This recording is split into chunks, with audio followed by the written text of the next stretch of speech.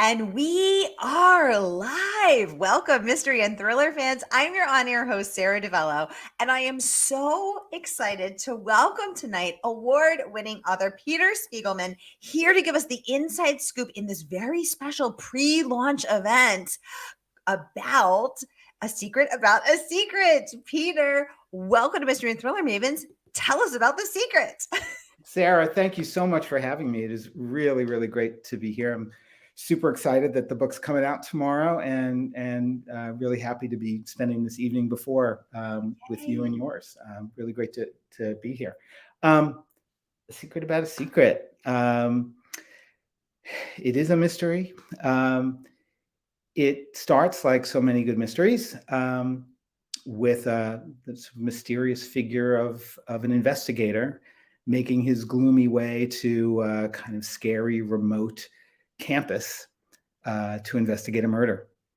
And in this case, the investigator is Miles. We only know him by that one name. And he's headed for the campus, a corporate headquarters of a Or rather Agent secretive. Miles, as Nadia insists upon calling him. Yes, and he always corrects her. He says that Miles will do. And he is headed for the headquarters of this secretive biotech company called Onstrand Biologic. And the murder he is there to investigate is that of Allegra Stans, who is one of the best and brightest, one of the most brilliant virologists at this firm, and she's been found dead in a walk-in refrigerator. So the setup is in many ways sort of a classic, country house mystery, locked room mystery.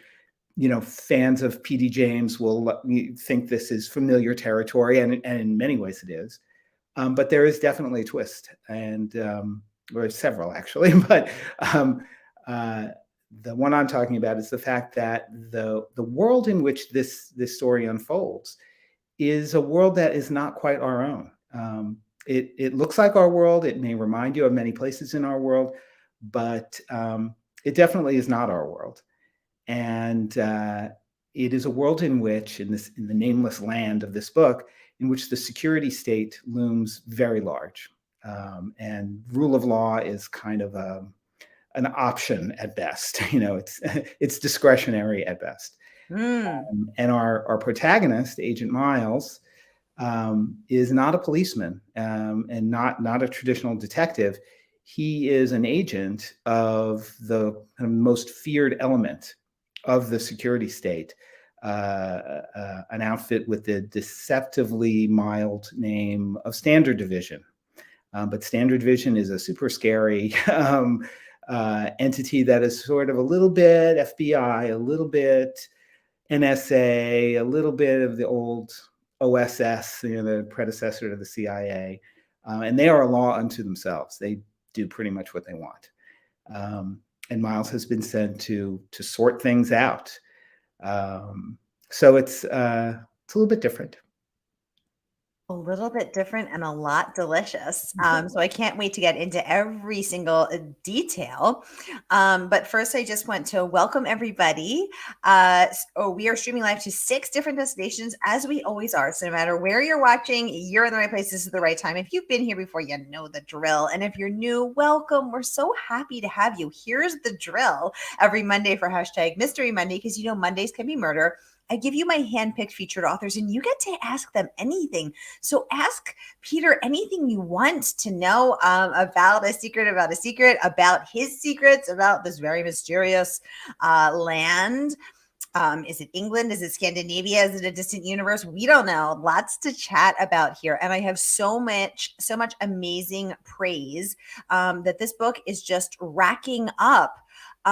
So let's start with book list. Says Spiegelman is a top-notch storyteller, and his latest will appeal equally to those who enjoy mainstream procedurals and to genre blending readers who relish crime novels set in the future. So first of all, congratulations. I am relishing this book, Peter. And let's talk about, I mean, being a top-notch storyteller. So what do you think, is the secret to being a top-notch storyteller? What have you learned over the course of writing this book and your career? Oh gosh, that's that's a tough one, Sarah. I guess it's sort of two competing things for me. Um, down, sort of on in the hands-on, kind of what's your process type of thing. Uh, I guess I write in the way that I read. I am, for me, the most compelling aspects of a story are the characters and the setting. I mean, I enjoy plot twists as much as anybody else, but I know that, I don't know, 2 weeks after reading the book, could I run down for you like all the plot twists? Probably not.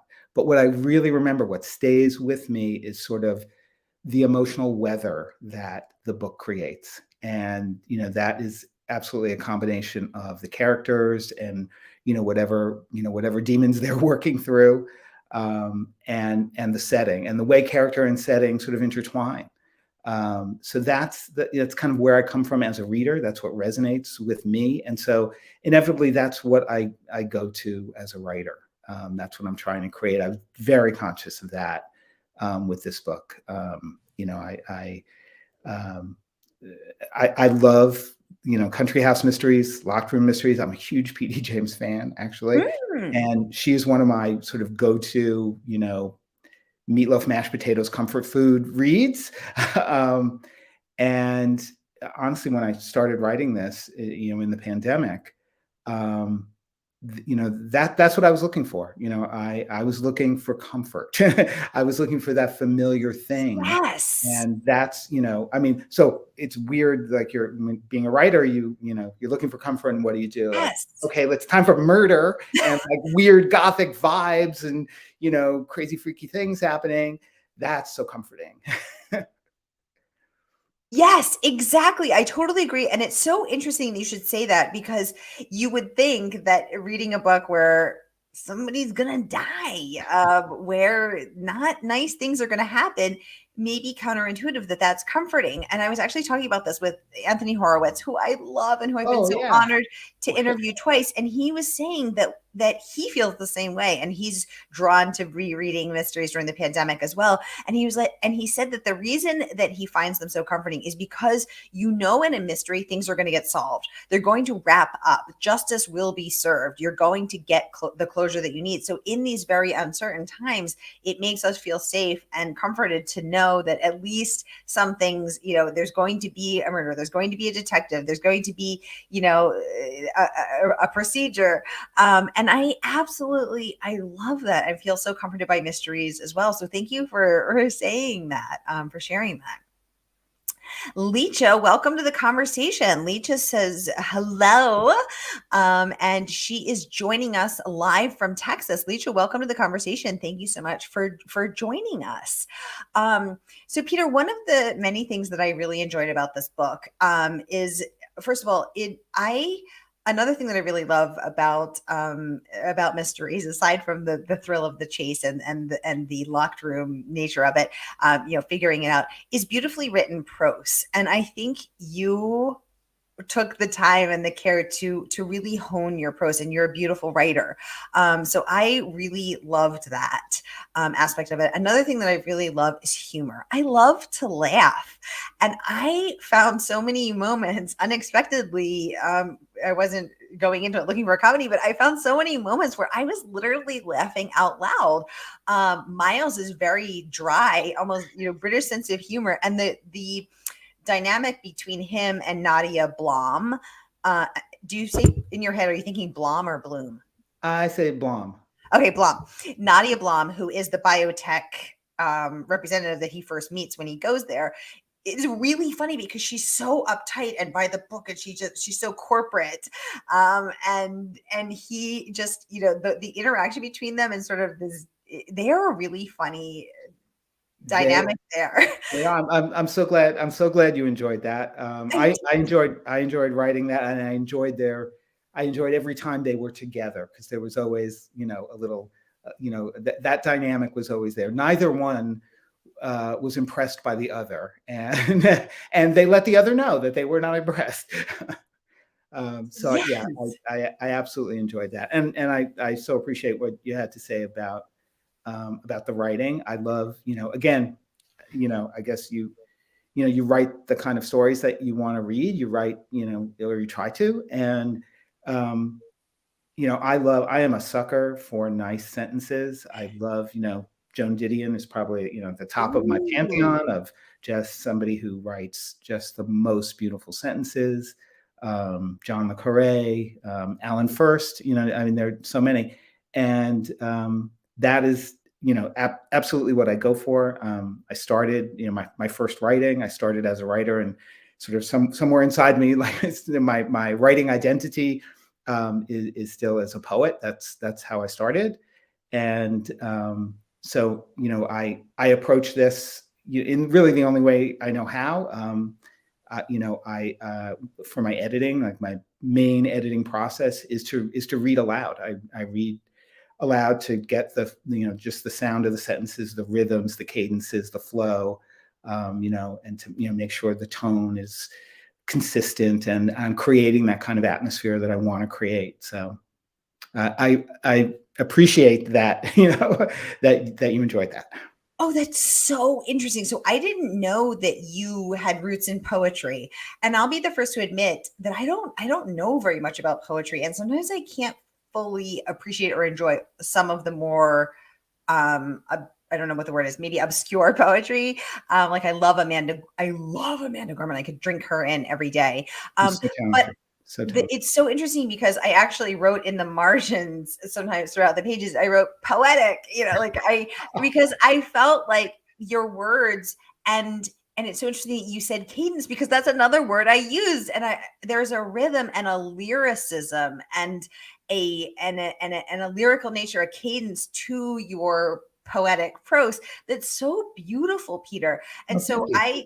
as a reader, like I love, I mean, I am a Nancy Drew girl. I love mysteries. I Nice. love whodunits. I'm an Agatha Christie. I segued from Nancy Drew to Agatha Christie to P.D. James as I grew up, and so I love the whodunits, and I got to know, Clue is my favorite board game. Like I love that. But as a reader, I also love beautifully wrought sentences, and I like to really pause and reread them and drink them in and allow myself to be fed by beautiful prose. And your prose is really beautiful, and you vary it between that sort of lyrical poetic descriptions of the landscape or the town or you know whatever you're describing, but then there are those twists and turns in the mystery. So this is right in my ballywick, so I'm excited for this Well, book. thank you so much. I really appreciate that. Yay! If you're watching from a private Facebook group, you can stay mysterious or you can enable your privacy settings. So someone's giving us all the love from a private Facebook group. Thank you so much for the love. Leisha says, happy pre-launch and congratulations. And she has a Thank you. question for you, Peter. She'd like to know, do your book characters talk to you? And if they do, have you had to change something in the story because of it? Cool question. That's a great question, and that happens to me a lot, actually. Um, you know, I I am an outliner. I do outline, but I only outline after I feel like I've gotten a very good handle on the characters and the setting. I want to know who these folks are. I want to know where they are. I want to know how the place has shaped, who they are and what they're doing. And once I have a good sense of that, and the kind of atmosphere I want to build, then I go ahead and do an outline. And yeah, I do an outline. Honestly, it's more of a security blanket for me than anything else. It lets me know that there's a beginning, middle, and end to this story, and I can get from where I am to where I need to be. Once I do that, my finished product is often quite different than the outline. But the outline gives me sort of the freedom to, okay, I know I can get there somehow. So now that I know that, I'm free to pursue my characters and setting and so forth. but I've absolutely had the experience where, a character that I was pretty sure I had a handle on, and I knew what this person was about. Once I put words in their mouth and once they start talking, they're different, right? That like just the way they see the world, because the way they speak is, of course, that speaks to, how they view the world and how they, their sort of posture and how they meet the world. And sometimes it has happened more than once, that this character that I thought was maybe a little bit retiring, or maybe was going to be sort of a minor character. No, this character had like big, energy, and kind of she asserted herself, and so yeah, it's great when that happens, and that's when you gotta not be bound by whatever crazy outline you're doing, and you have to let the characters just blossom and be who they are. I like that you said that sometimes a character has big energy and that you have to let her assert herself and be who she is, because you have some beautifully strong female characters in your book, which I really loved, and really appreciated, that you did that as a male reader. I was loving seeing these strong female characters. So thank you for that. Peter, I just want to make sure I understand your process, because I'm trying to visualize this. So you said you like to get to know them first, then you outline. So how are you getting to know them? Are you writing a first draft, then outlining, then going back? I mean, I'm trying to picture. I don't write a first draft, but I will do like sort of character sketches. I will, I'll just, sort of write, half page, 3/4 of a page, a couple of pages about this character, like, who they are, and where they've come from, what journey they took before this book begins to bring them to the beginning of this book, and who were they before, and then I know who they are when they arrive in the book, and then what's going to happen to them, and how what their journey is going to be in the book. And often I will write some dialogue for them just to get a sense of how they talk. But again, there's a character sketch and some dialogue that you write. And then when they appear actually, in the book, and they're supposed to do something, sometimes things change. Ooh, sometimes things change. I like having a plan, but also being willing to vary the plan. The plan, the plan is your servant. You are not the servant of the plan. Ooh, I like that, Peter, dropping gems. Melissa Watson, welcome to the conversation. She's saying, good day, Sara and Peter. Melissa is joining us live from Australia. Melissa, thank you so much for tuning in. It's always a pleasure to see your name pop up. We are getting the inside scoop on a secret about a secret out tomorrow, everybody. So Peter, you said you like to get a sense of your characters and setting first. So tell us about this setting, because I kept wondering, where the heck is this place? It felt English. It felt Scandinavian. I was Googling Onstrand. Tell us. Yes. Tell us. And so you found out it means dark beach. So tell us the story. Tell us the secret about I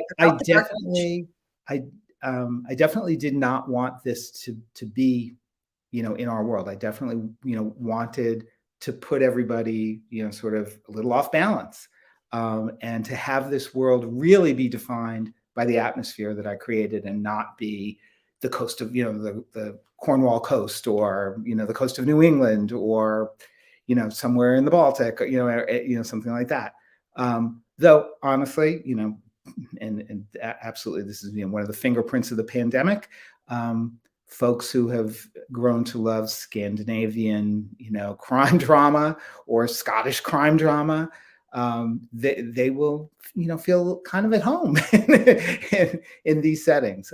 So, in terms of the look and feel, they definitely, the Cornish coast is not a bad reference point, but definitely not any place real at all. And that was a change for me. Every other book I've written, set very much in the real world, set in places I've lived or traveled to, done business in, and that's I found it was a very different process. in those books, it was a matter of sort of paring away all the things that I knew about these places to really focus on the elements of those places that served my story. So it was kind of like, that probably apocryphal quote from Michelangelo, just take away everything that's not David, right? Take away all the marble that's not David. And that's how you, right? This was a different process. This was more sort of like painting, right? It's like you're just adding, just what you need. It's one layer of paint after another. It's one thing after another to create from scratch, like from nothing, these fictional places. And I know lots of authors do that. This was my first time doing that, and it was great. I really enjoyed it. It gave me a new appreciation for setting. Ooh, that's so interesting. And I hadn't heard that quote by Michelangelo, take away everything that's not David. So thank you for enlightening me. That makes so much sense because I just get it as soon as you said that. So thank you for sharing. Another rave review that I absolutely loved was from Elizabeth Brundage, author of The Vanishing Point. Let's chat about that fabulous bit of phrase, Peter. She raved. I'm going to pull it up for us here so we can all look at it together. And actually it might cover our faces for a second. In his astonishing new novel set in an ambiguous future, Peter Spiegelman unpacks a murder at an elite research facility with an ominous history, navigating an elusive frontier, I'll put it down now, of scientific innovation where intellectual property is its most coveted currency. Cyber thievery, lust, corporate espionage, and a host of deleterious secrets comprise the chords of this sweeping, riveting symphony. Again, and what I liked about this is we're talking about cadence, we're talking about rhythm, we're talking about lyrical prose. A bold and original thriller by a masterful storyteller. I felt like that captured this book and you so well. So congratulations on that. Let's talk about scientific innovation. So I know I'm not a scientist. What was your research process like into this world of well, writing this when I started this in March of 2020, and I felt like very quickly we all became like amateur virologists, right? in the back half of 2020 and the last couple of years. So I felt like we were all steeped in it. But I had in mind the kind of firm that OnStrand Biologic was. So I started just looking around online to find actual firms like this, and there are a lot of firms whose primary business is creating sort of the infrastructure that's used to create genetic therapies, and there are lots of components that go into that, and there are lots of different approaches to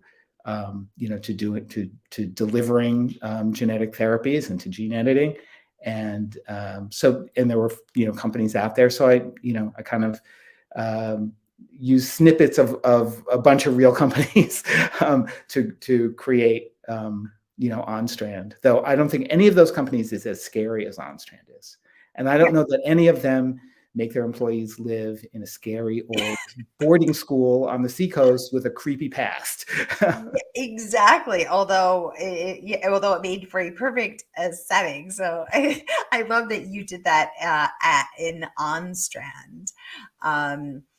I just want to get to two more fabulous reviews. Peter Blauner, the Edgar Award winner and New York Times bestselling author of The Intruder and Sunrise Highway, said in A Secret About a Secret, Peter Spiegelman has written a cool, stylish, state-of-the-art thriller that suits our moment perfectly. Fans of Scandinavian crime shows and well-crafted American mystery fiction will come away more than satisfied. Highly recommended. Congratulations on that. Peter, what's the secret to being cool and stylish? Asking for a friend, and the friend is me. I want to be cool and stylish, Peter. Fill me in. Sara, you are already cool and stylish. You could give lessons. Oh my God, no, I'm a dork. Well, as am I.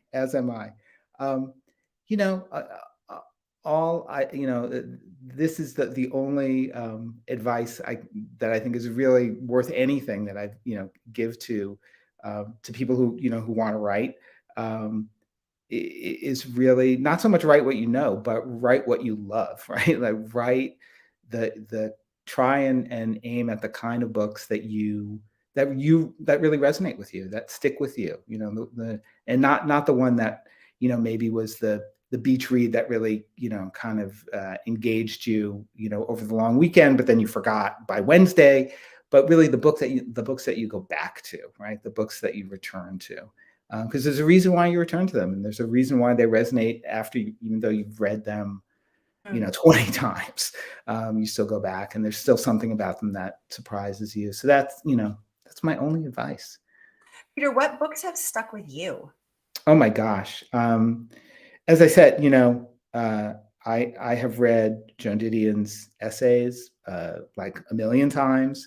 I cannot tell you how many times I have read Tinker Tailor Soldier Spy. Honestly, if I told you like 20 times, I'd be low, I'm sure. I love that book. I'm a huge fan of Elmore Leonard. Really, pretty much anything by him, even like his Westerns, I think are awesome.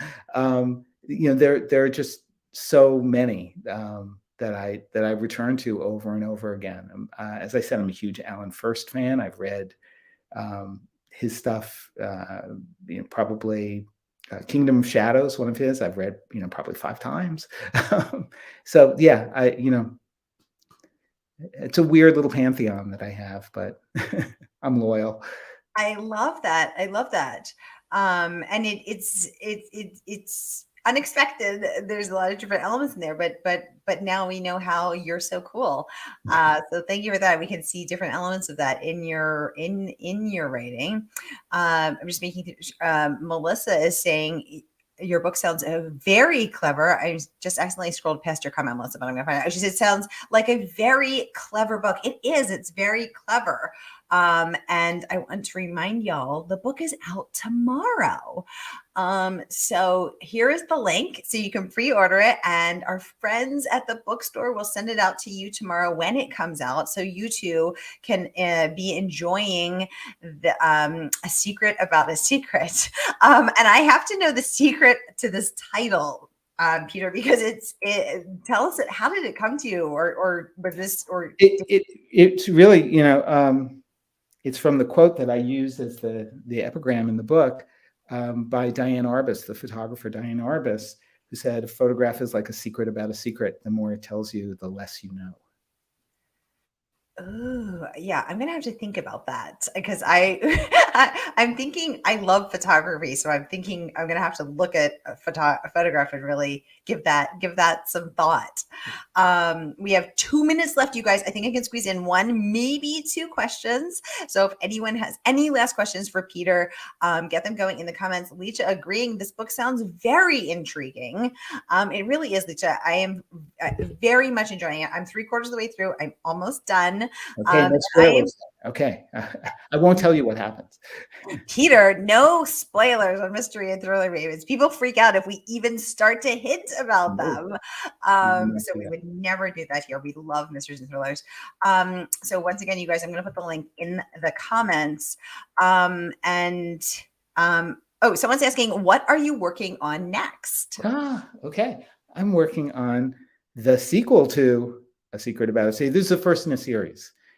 So Miles will be back, and his colleagues at Standard Division, who we get to meet through the course of the book, will be back in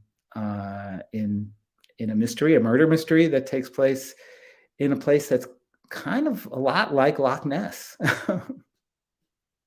So, Peter, you shared that you started writing this in March 2020. So, Yeah. how long did it take you to write this one? I had a big break in there because in the middle of pandemic, I was doing like house renovations. There was all kinds of crazy things. But yeah, this book probably took, to have sort of a finished draft, probably about 10 months, something like that. Wow. Oh my gosh, that's so fast. That's amazing. Yeah, and I'm usually not that fast at writing, but I'm not that fast a writer, but this book was, yeah, this was amazing in a lot of ways. You know, the pandemic had derailed another book that I was writing because it was set in the very real world of, you know, Skid Row adjacent Los Angeles. And that world, like, I had no idea what was going to happen with that world. That world was like, you know, like the rest of the world, completely up in the air. And I really found that I just couldn't do it. And, you know, that sort of ambient anxiety of pandemic kind of drove me in the direction of like, of that comfort food of, you know, a nice country house mystery. Oh, I love what you came up with, this country house mystery. Lita, thank you so much for the wonderful question, and for being here with us as always. Anissa is saying thank you. She can't wait to read this book. Yeah, Anissa, I think you'll really enjoy it. And what a perfect note to end on. So thank you all for joining me for a Mystery Monday, because you know Mondays can be murder. I'm going to pop the link to the book into the comments one more time. So grab your copy tonight, you guys, and let me know what you think. We continue the conversation in Mystery and Thriller Mavens, free and open to all, Facebook group, free and open to all. So if you love chatting mysteries as much as we do, and clearly you do because you're here, come on over, grab a copy of the book, and come on over and continue the conversation over there. Let us know what you think. Peter, thank you so much for joining us. Thank you for Sara, thank you. About a secret about a secret. I absolutely love this book and can't wait you have to come back when book 2 is out and come back and give us the scoop on Agent Miles then. You know I will. You know I will. Thank you so much, Sara. I really appreciate it. All right, everybody. I will see you next week. Have a great week, and I will see you then.